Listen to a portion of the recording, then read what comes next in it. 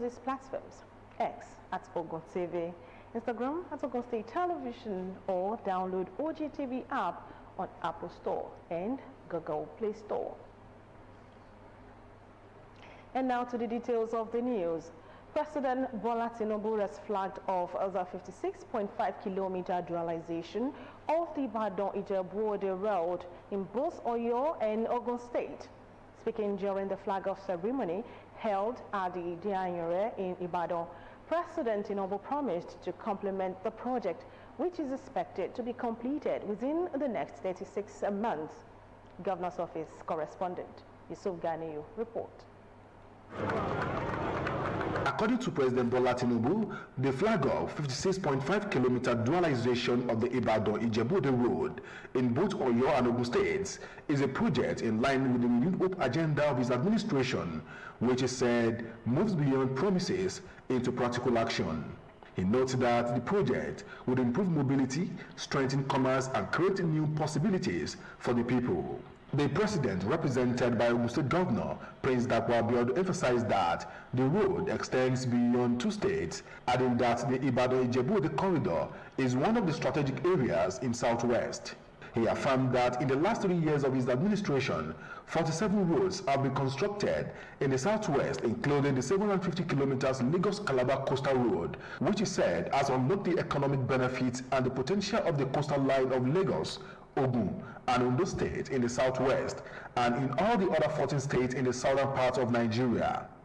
This project, awarded to Messrs. JRB Construction Company Limited, covers approximately 58 kilometers of dual carriageway when it's constructed, translating to about 116 kilometers of single carriageway. It will be executed using continuous reinforced concrete pavements, reflecting the determination of the federal government to deliver a road that offers durability, safety, and long-term value. While noting that farmers, traders, students, transporters, workers, manufacturers, and families for decades have been dependent on the corridor, President Tinubu noted that when the road is completed and starts functioning effectively, it will ensure that commerce and productivity work better. The review of agenda is founded on the conviction that government must be measured by its impact on the daily lives of the people. It must be seen in roads that connect communities, jobs that sustain families, farms that feed the nation, schools that prepare our children, hospitals that preserve life, and opportunities that enable citizens to fulfill their aspirations. In his remarks, the Minister of Works and Infrastructure, Senator David Umahi, said that there is no existing road the federal government is not working on across the country, adding that the Ibadan-Abeokuta road has been abandoned for ages before President Tinubu directed that it should be reconstructed, while also affirming that every road the administration of President Tinubu approves and builds has a lifespan of not less than 100 years. Umahi added that the 56 kilometers Oyo-Ogbomoso project is over 80% done. It's a welcome development, and I believe that the people within this corridor will be very grateful to Mr. President. And Shagamu-Iberu Road 24 kilometers, that's been fully completed.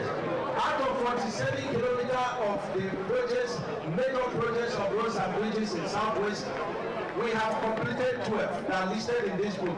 And among them is the beautiful Shagamu interchange flyover. There were goodwill messages from Olubad of Ibadan, Oba Rashid Ladoja, Ebumawe of Agowe, Oba Razak Adenuga, as well as a member House of Representatives, Honorable Joseph Adebeson, amongst others. The people of Ibadan land, the people of Oyo State, take this opportunity to thank Mr. President for all he has been doing for us, and we believe, whether you don't take this or not, doesn't matter what the minister and the staff of the president for us has said that they are very, very grateful, and we retaliate from the election. When they are going to Ibadan, otherwise, they have to apply through Ibadan Express and enjoy good rule of my excellency, who has transformed all the roads in that artist to get to Ijebu with appreciation of what President Bola Tinubu has come up with this new initiative that we are doing. We sincerely appreciate the federal government commitment to the project and all that the work is sustained to completion. Given the enormous economic, social, and development importance of this road, our people and the wider region. The dualization of the Ibadan-Ijebu road, both in Oyo and Ogun State, is among many other projects embarked upon by President Tinubu-led administration, especially in the southwest, to improve the economic landscape of the country. Yusuf Ganiyu, OGTV News.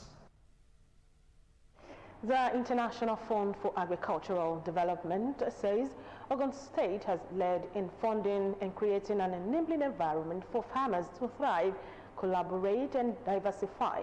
Celebrating the International Year of Women Farmers in collaboration with the federal and Ogun State government under the Special Agro-Industrial Zones and the Value Chain Development Program, IFAD Country Coordinator Hajia Saudatu Salaudin also commended the place of pride given to women farmers by the Ogun State government. Fowora Adesanwo report. The 2026 International Year of Women Farmers was elaborately celebrated with huge encouragement to women farmers in Ogun State. Country Coordinator, International Fund for Agricultural Development, IFAD, Hajia Saidatu Salaudin, says Ogun State has taken the lead in agricultural development with the desired political will.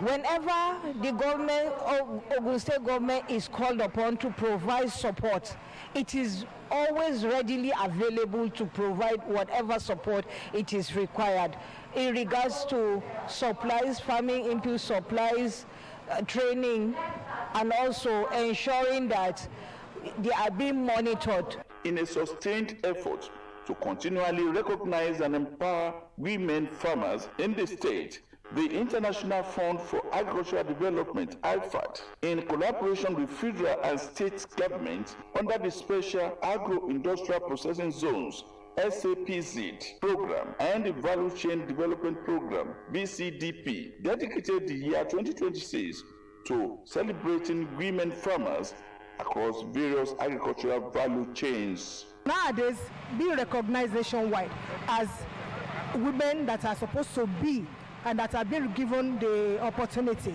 it is something that we really appreciate with the government and with IFAD and VCDP. Farming is not for the weak. Agriculture is not for the weak. Sometimes you try, you fall, you try, you fall. You have to just always get up and keep trying. I think that is what I have done. Give grant to them once in a while for reflationary package for them so that they can ease them.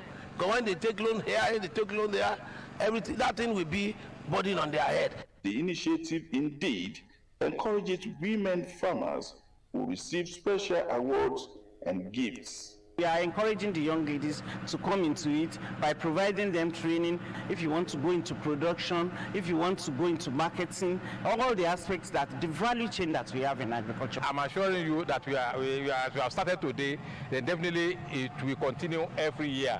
The State Commissioner for Agriculture and Food Security, Nebubolu Owotomo, was represented at the event by the Permanent Secretary, Ministry of Agriculture and Food Security, Mrs. Lydia Fajumbo, who emphasizes the import of women in agricultural development and food security. We shall continue to work with SAPZ to ensure that women farmers in Ogun State have better access to opportunities across the agricultural value chain. Rabu Waliu Owode, the Chairman, House Committee on Agriculture, says more interesting packages are in the pipeline for farmers in Ogun State. Adefowora Adesanwo, OGTV News. President Bola Tinubu has approved the immediate preparation of a comprehensive national threat assessment and a 5-year strategic defense operations plan to strengthen coordination among Nigeria's defense, intelligence and security agencies.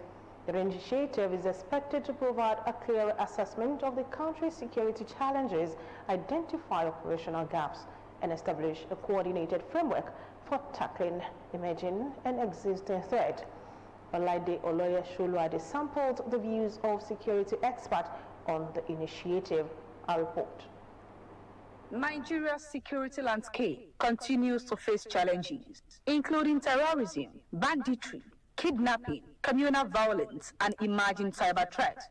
Against this backdrop, the National Threat Assessment being prepared by an 11-member committee is expected to provide a comprehensive picture of the threats confronting the country and the resources required to tackle them. Now, this is all part of the robust plan that Mr. President has to ensure that the security of lives and property for Nigerians is further guaranteed. Security analysts say the success of the initiative will depend on effective implementation, adequate funding, intelligence sharing, and sustained coordination among security agencies. You must know what do we require in terms of men and material.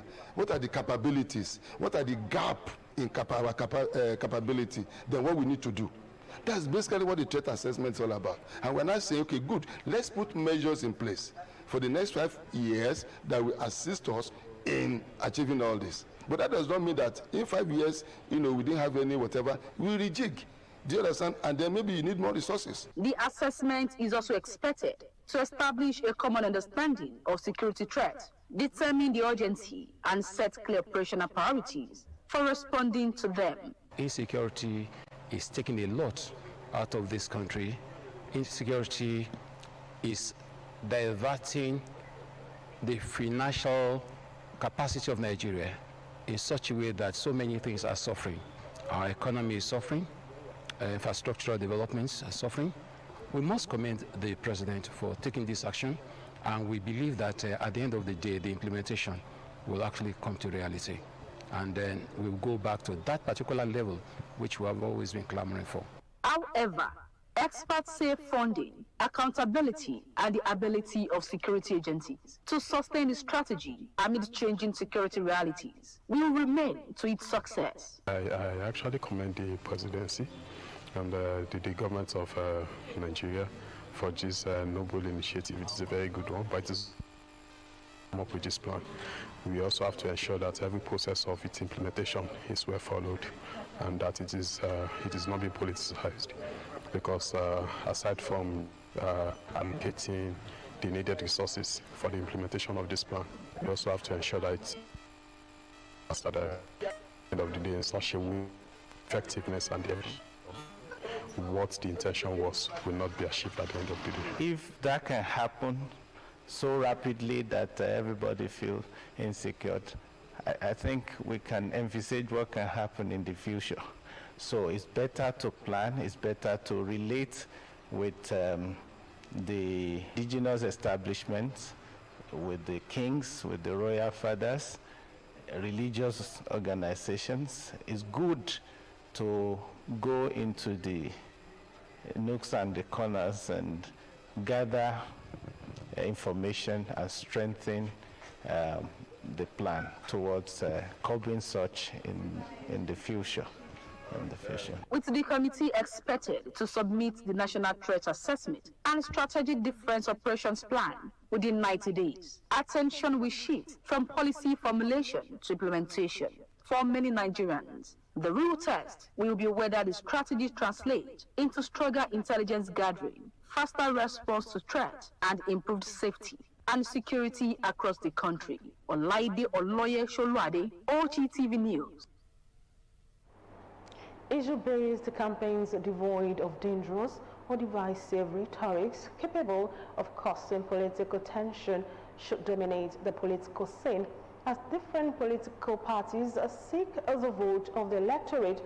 This view was expressed by the people while speaking on the commencement of presidential and National Assembly election campaigns.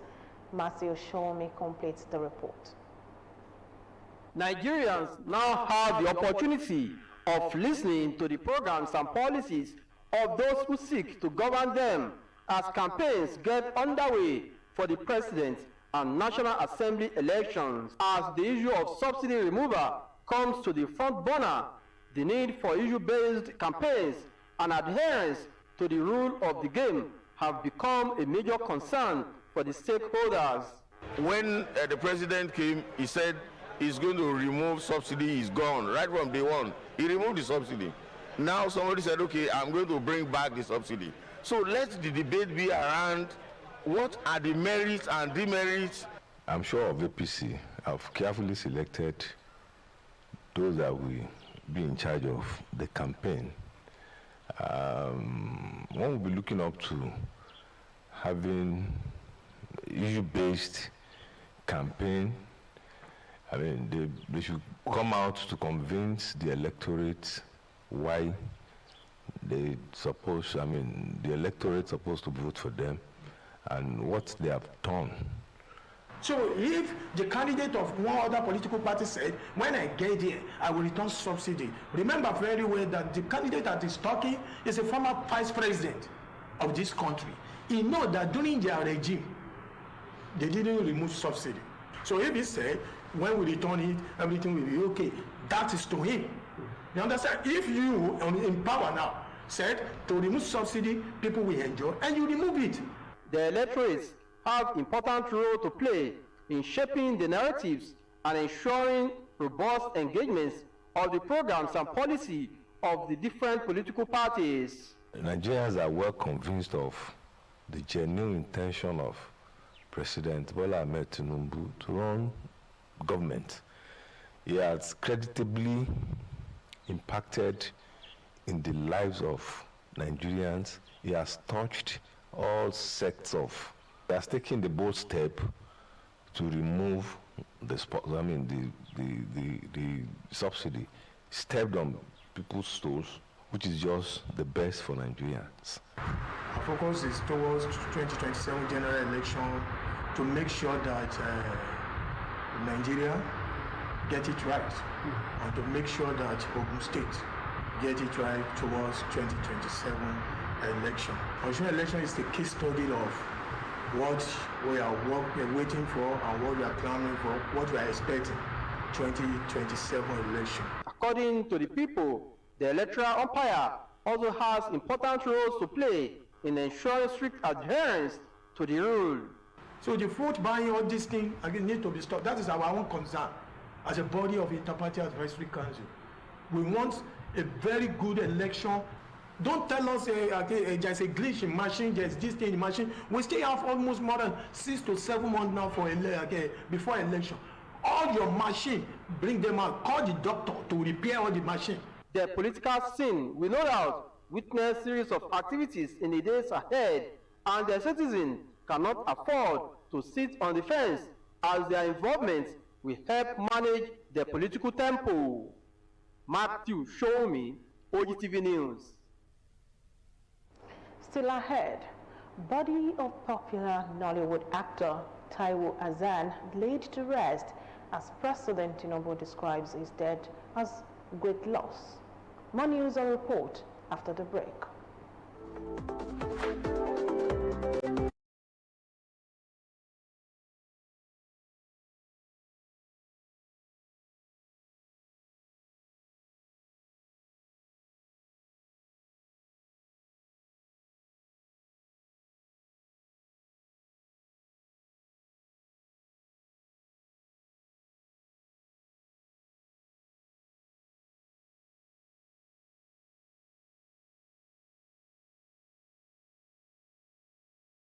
This your 100%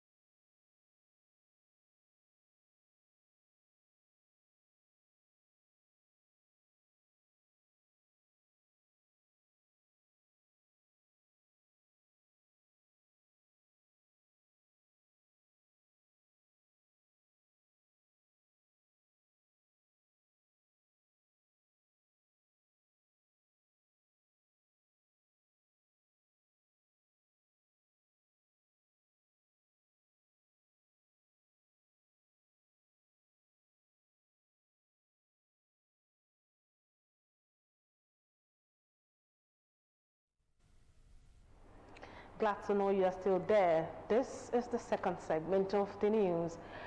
Advertisements are an essential part of modern business, informing consumers about products and services while helping brands compete for attention. But when the target audience is children, questions arise about how much influence advertising has on young minds. From colorful television commercials to social media promotions, cartoons, jingles, and celebrity endorsement, children are increasingly exposed to advertising messages.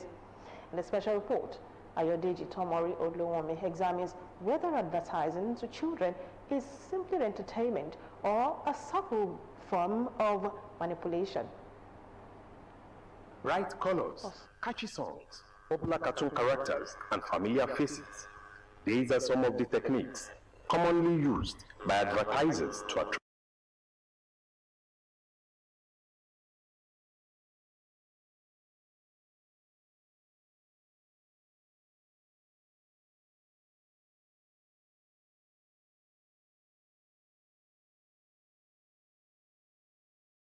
It encourages it. It boosts their knowledge of the whatever topic they are doing, because in school they use a lot of teaching aids. You know, there's a way some people will advertise their things, and it will be a kind of give the children interest of saying, Mom, I want this, or kids around you will say, I want this. I won't say it's being manipulative. When you are communicating, maybe the communication is directed maybe at the parents. But there's that element of personal power where you go into the store and the child sees it and says, what? My friend, they're taking this, they want it. For advertisers, children represent an important market. They are not only consumers themselves, they can also influence household purchasing decisions. Marketing experts say this is why advertisers carefully design messages that appeal to children's emotion, imagination, and curiosity. And really, when you come to communication, you are looking at who is the bullseye, who are you communicating to? Are you communicating to the mother, or are you communicating to the child? I'm not sure there's any communication that actually is directly at the children. Ethical considerations, then we now look at the regulatory aspects. Now, in Nigeria today, every ad goes through vetting process. And once it goes through that vetting process, you can hardly ever have any of such ad being manipulative. Advertisers, on the other hand, maintain that responsible advertising can inform and entertain without exploiting children. The debate, therefore, is not necessarily about whether children should be exposed to advertising, but where the boundaries should be drawn. Before any advertisement is put out there, it is the duty of ACON to vet the materials. So that is why it is important that we insist that all materials are vetted. So one of the things that is critical to advertising is that it must be legal, it must be decent, it must be truthful, and it must not include claims. So when you're talking about advertisement for children, it's a special area. As advertising continues to evolve from television screens to smartphones and social media platforms, the question remains, is advertising to children simply entertainment, or has entertainment become a powerful tool for manipulation? Perhaps the answer lies in striking a balance between commercial freedom, responsible advertising, parental guidance, and protecting young minds from undue influence. Ayodeji Tomori Olowome, OGTV News. Ogun State House of Assembly has re-invited one Mr. Ayobada over his failure to honor the initial invitation extended to him by the Assembly to respond to an allegation containing a petition concerning his plan to installation as the Olumagbon of Imagbon, Ishararemo, in Remo North local government area of the state. The Chairman, House Committee on Local Government and Chieftaincy Affairs, Honorable Jemili Akingbade, represented by Honorable Lusheun Adesoya, issued the invitation while considering a petition titled Urgent Appeal to Prevent a Breach of Peace over the unlawful appointment and imposition of Mr. Ayo Bada as Olumagbo of Imagbo Shabaremo. House Committee Chairman, while directing him to appear on the 1st September 2026 at 10 in the morning, warned that failure to honor the invitation, the Assembly would not hesitate to invoke the relevant sections of the nation's constitution to issue a warrant of arrest to compel him to attend the meeting. According to the committee, the petition was brought by the Bales and the representatives of the 33 villages constituting Imagbo community through their solicitors, Nafadeji and Onofadeji, who alleged that Bada's appointment was made without proper consultation with the community and questioned his eligibility to occupy the stool. The House Committee also directed the chairman and secretary of Remanas Local Government Council, representatives of Akaribu of Remaland, as well as that of the Odemo of Ishara, to attend the meeting on the said date. The Moyegbesto of Ijabut Itele, Oba Muftao Kasali, has called for amicable resolution of land matters within different parties so as to maintain the peaceful relationship among the people. The people came on the heels of land dispute between a section of people and Ikongba, Agoro, Imodi, and Imoso communities. Margaret Okunola was at press conference addressed by the monarch. A report. This development follows an earlier press briefing by the people and traditional leaders of Ikongba, Agoro, Imodi, and Imoso communities, who had called on the government and security agencies to intervene in what they described as alleged land-grabbing activities in their communities. In the course of the agitation, some of the communities also alleged that certain traditional rulers in Ijebu land were backing or sponsoring the activities of the alleged land grabbers. This development now places renewed emphasis on the need for the disputed claims to be verified. Hence, this briefing by the family and the individuals involved. Ìkàngbá yẹn jẹ́ ìlú bàbá mi. Ìyá bàbá mi náà Ìkàngbá yẹn náà ni. Adẹ̀ni lẹ́mbẹ̀ àní everything bẹ̀. Láti Ìkàngbá ilé ta sọ yẹn tí wọ́n ti lọ tẹ̀lé Súkàgbàpò, àwọn náà ni wọ́n mú èèyàn lọ síbẹ̀ tí wọ́n ń bá wọn dáko tí wọ́n wá ń ṣe irúlé síbẹ̀ láti máa wà níbẹ̀. So láti Ìkàngbá ilé lọ ti máa lọ inspect wọn lọ. The land that we are talking about in Ìkàngbá, it is our forefather land. It is an inherit. We migrate from Ìkàngbá ilé. The Ìkàngbá is now being Itaosu in Ijebu-Ode. So the Ìkàngbá where we are talking about is their farm then, and they are farming. So anybody who wants to claim a portion of land or anything in Ìkàngbá should be at Ìkàngbá. You must have house there. You must have a family house in Ìkàngbá. It must belong to a king. Moyegeso of Ijebu-Itele, Oba Muftao Kasali, responds publicly to clarify his position. The way forward is always peace, as far as I'm concerned. I'm a very peaceful fellow. I don't want problem. Tí àwọn tó bá wà lọ́hùn tó bá need the way forward, let's fix a meeting and sit down and all of us show what we have, each people's claim, instead of going to court. Oba Kasali called for peace and calm, while urging parties to seek a path of peaceful resolution that will protect the rights of legitimate landowners, uphold the rule of law, and preserve peace in the affected communities. Margaret Okunola, OGTV News. Renowned security expert and entrepreneur Olori Omoba Otumba Adejare Ruwan Adegbenro has been recognized as an icon of humanitarian and national development. The honor celebrates his decades of selfless service and contributions to the nation building. The Otumba Laje of Owu Kingdom received the prestigious award at the Nigeria's Most Influential Awards, NMIA 2026. The event was organized by Glamour Magazine and held at the Transcorp Hilton Hotel in Abuja. The award ceremony drew dignitaries, captains of industry, and notable figures from across the country. It was aimed at celebrating Nigerians who have made outstanding impact in leadership, philanthropy, and social development.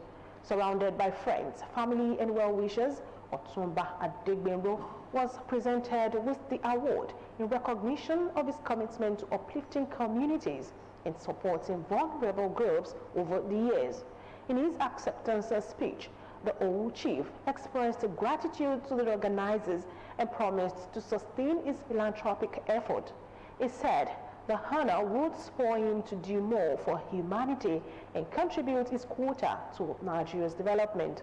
The NMIA Awards have over the years honored distinguished Nigerians whose works continue to inspire positive change. With this latest recognition, Otumba Adegbenro joins the list of eminent personalities celebrated for service to the nation. The remains of veteran Nollywood actor Taiwo Hassan, popularly known as Ogogo, have been laid to rest in his country home in Laro in US South local government area of Ogun State amid tears and tribute. People from all walks of life, including his colleagues in the film industry, family members, friends, and well-wishers, thronged the Ashade Agunloye Pavilion to pay their final respect to the late actor. Bumi Adegun was there and completes the report.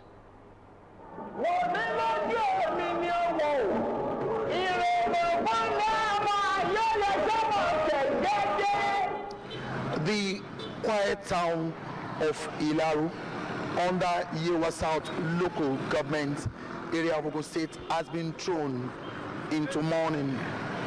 This is where the veteran Nollywood actor Taiwo Hassan, popularly known as Ogogo, will be buried.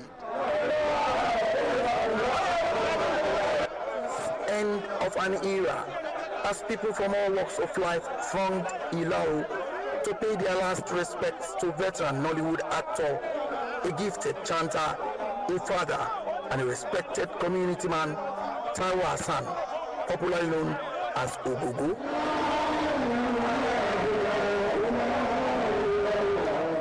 It was a long procession from the central mosque in Ilaro, where his remains were received, through the streets of Ilaro to the Ashade Agunloye Pavilion, where scores of mourners gathered to bid the famous actor farewell. It was a sea of heads as people from far and near gathered, some to mourn, others to pay their respects, and many simply to witness the final moments of a man whose name is synonymous with the Nigerian film industry. Different Islamic clerics were on hand to offer prayers and tributes.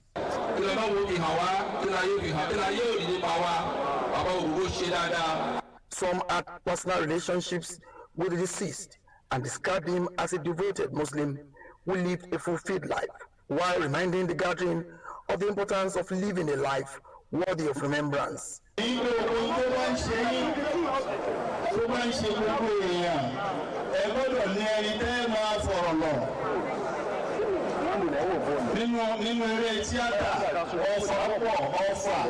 Representatives of the Lagos and Ogun State governments also joined the gathering. They eulogized Taiwo Hassan for his contributions to the creative industry and for being a worthy ambassador of both states, Ogun, where he hailed from, and Lagos, where he spent many years of his life and career. Taiwo Hassan was more than an actor. He was a custodian of culture, a gifted storyteller, and a proud ambassador of heritage. A proud Yoruba, somebody that everybody, when you see him, you feel like, oh, this person is my brother. Today, we are mourning him, but believe that we are all learning from him. Then came the moment for the final prayer. The atmosphere suddenly became solemn as the gathering fell silent in honor of the deceased.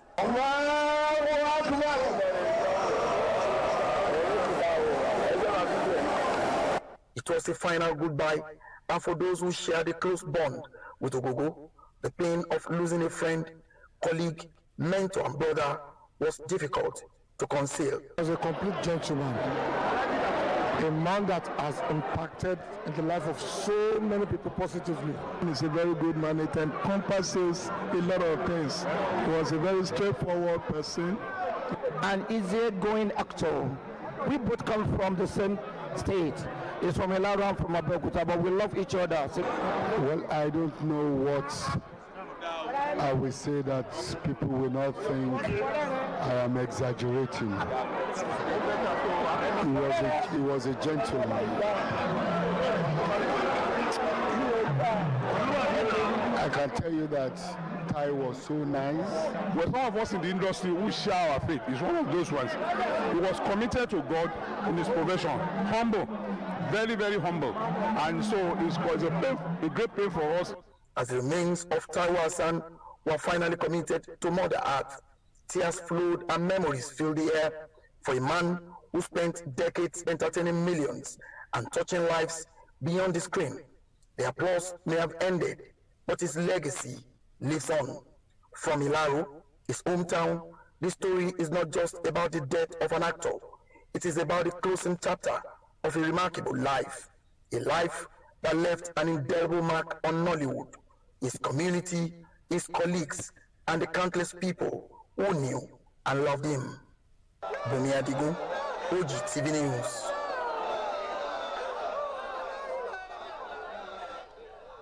Meanwhile, President Bola Tinubu has expressed sadness over the death of veteran Yoruba actor Taiwo Hassan, popularly known as Ogogo, describing his passing as a major loss to the Yoruba film industry, Nollywood, and Nigeria's wider creative sector. In a condolence message issued by Special Advisor on Information and Strategy, Bayo Nonuga, Tinubu extended his sympathies to the actor's family, colleagues, friends, and admirers. The president described Ogogo as a gifted entertainer whose decades-long career contributed significantly to the development of Yoruba theatre and Nigerian cinema. Tinubu also commended the late actor for using his craft to promote Nigerian stories and preserve the country's cultural heritage. He described Ogogo's death as a significant loss to his family and the creative industry. The president, on behalf of the federal government, condoled with the bereaved family and others affected by the actor's death. May his soul rest on. Business News is next when we return. To stay with us.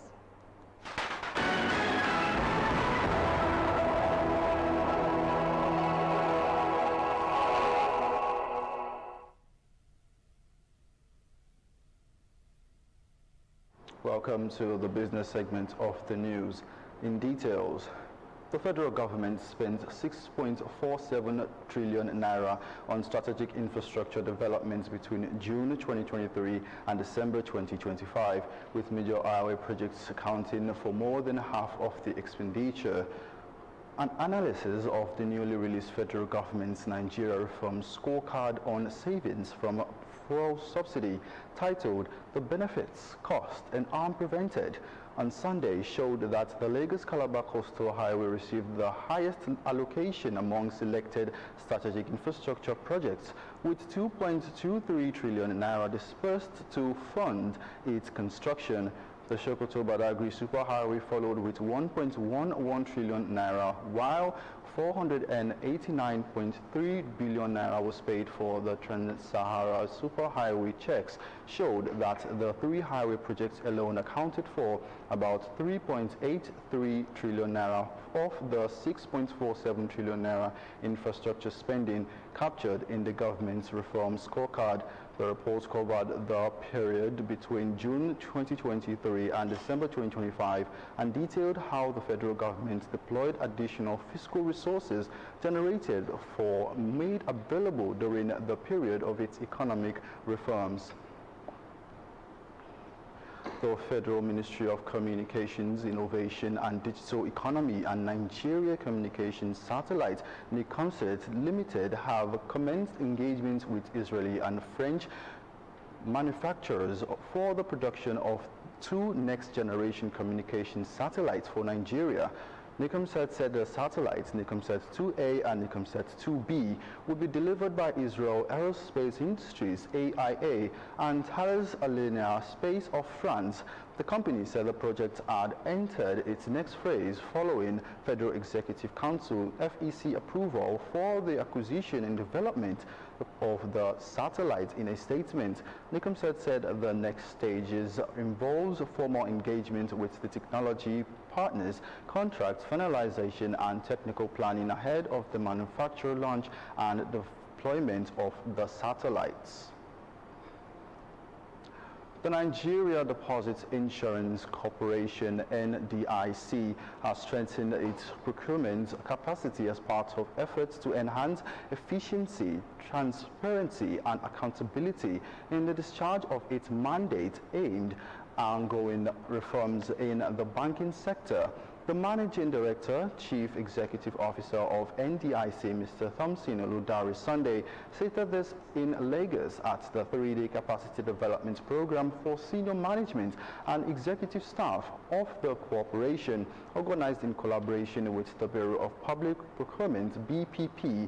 Speaking on the sidelines of the workshop, Sunday said procurement was integral to the corporation's operations, noting that NDIC required an efficient procurement system to effectively deliver on its responsibilities of deposits guarantee, resolution and liquidation of failed financial institutions, as well as prudential regulation and supervision of banks.